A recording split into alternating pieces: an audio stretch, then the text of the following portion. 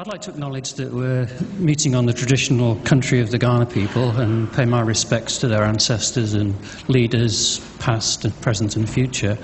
And the respect for the land, its biodiversity and accumulated knowledge and wisdom of many people is at the heart of many citizen science projects. And it's particularly gratifying for me in my Inspiring Australia role to see that Emily Enns and her team from the Nooka community won the first Eureka Prize for Innovation in Citizen Science, the Eureka Prize, and I'll come back to that shortly. So I am Graham Durant. I've got the privilege of being the director of Questacon, but I wear a number of hats. So I'm also on the Council for Australasian Museum Directors and on the Global Committee of the Association of Science and Technology Centres. So I'm part of a network of networks, and because of that I can play an interesting role connecting people. I'm also linked into the Asia Pacific Science Centre Network, and I was having a conversation with one of our contributors from the floor yesterday about how you can get things started in Asia. And of course the answer, and we've seen in part in Karen's talk, is you work with the museums. And you work with the science centres because they already have people who go there who are committed and interested, and that's a great place to start and start to build out from. So it's a great pleasure to be a session chair of this, and shortly I'll introduce three other speakers who've got some really direct experience of citizen science projects on the ground. But let me firstly explain about how the funding for those projects came about. So in 2009, in my role at Questacon, I was asked to take over the Australian government's programme for science communication. It was a lapsing programme, the funding was running out, and they needed a new programme that stood half a chance of getting some funding. So through a collaboration process and contributions from many people across Australia, we developed the Inspiring Australia initiative, and that initiative was launched in 2010, and we were successful in getting it funded from two periods, firstly for a 3-year programme, then a 4-year programme, and now several of the elements are ongoing. So amongst the 15 recommendations in that report, the priority was given to engaging Australian communities, building partnerships, using networks, and unlocking Australia's full potential. And from the outset, it was recognised that citizen science was one of these great ways of improving public engagement with science. And so it's always in our mind from the outset of things that we wanted to do. But one of the important things we set up was this national network of state and territory officers, and I'm delighted that they're here today. We've got the state and territory managers, so in every part of Australia there is somebody you can go to who's connected to other people. And I don't know whether you guys want to sort of wave, and they're all in.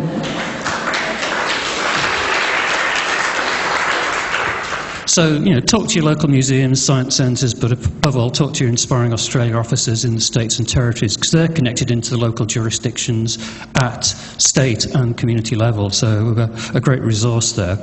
Anyway, between 2011 and 2014, the government was able then to put $5 million into 63 science engagement programmes from the Unlocking Australia's Potential grant round.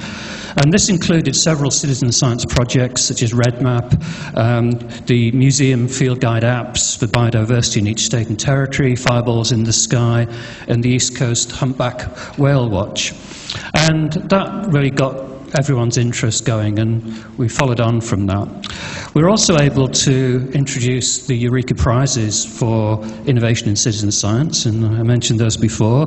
The current round has just opened for the 2018 prizes.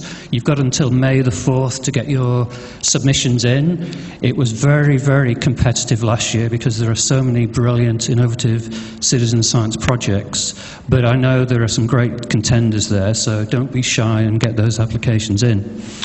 So the Inspiring Australia initiative also allowed us to put some money into ABC Online, and from 2010 we've been funding their annual National Science Week programme, and we'll be hearing a little bit about that shortly from Kylie. So in 2017, Greg Hunt, who was our then minister, announced a competitive round of funding for citizen science projects. And I'm pleased that I think 8 of those projects are represented in this conference, talks in various sessions. But today we'll hear from 2 of the successful projects and hopefully get some insight into why they were successful, how they got to get to a position where they put in a credible application and what they're planning to do with the project. Anyway, when the minister announced the funding, what he wanted is to increase the number of high-quality, high-profile citizen science projects with national impact, help increase the profile of citizen science in Australia, increase the community of practice of citizen scientists in the research community and in the community more broadly, and increase the perceived legitimacy and appeal of citizen science to the research community. And so he wanted to use the money to empower people, to allow them to build relationships with professional scientists and institutions, to interact with experts, but also contribute directly to Australia's scientific endeavour.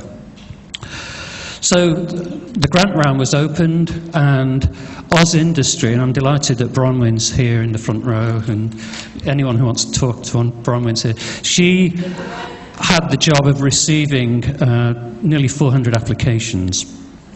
And we were completely overwhelmed, I think it's fair to say, with the number and indeed the quality of those applications.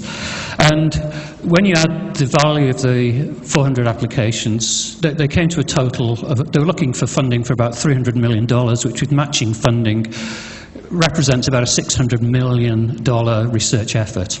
Now, we had $1 million a year for 4 years.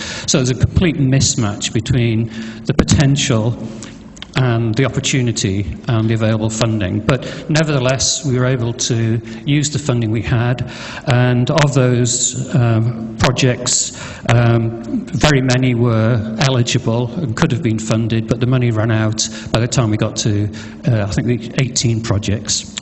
And so the government, the Australian government, put in about $5 million. They found a little bit more money because of the quality of the projects, but you can still see there's a bit of a gap. So the challenge is, how do we breach that gap? And we've got to find, a multiplicity of sources of funding from governments, from philanthropists, from institutions, from crowdfunding, and that's going to be part of the success going forward. And it begs the question, what is the government's role in funding projects at all? And it really is to build that facilitation, to build the connectivity, the scaffolding that Karen alluded to. It's important to fund some exemplar programs, but it's also important that progressively more and more people can become aware of the potential, the success of great projects as they start to roll out.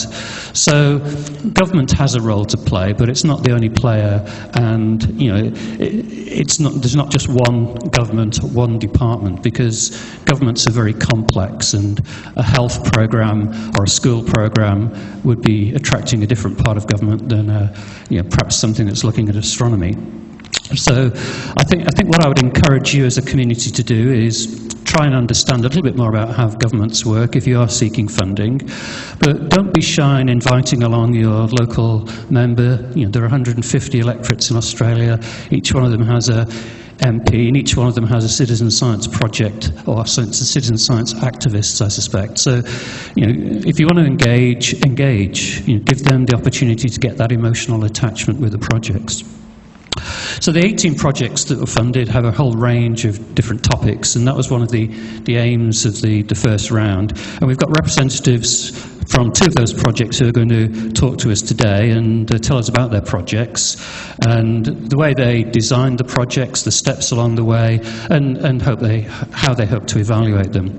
So Paul Flemons from the Australian Museum is going to speak to us first about Frog ID, and then Sylvia Clark from the South Australian Department of Environment, Water and Natural Resources will go batty with the Mega Murray Darling Microbat project.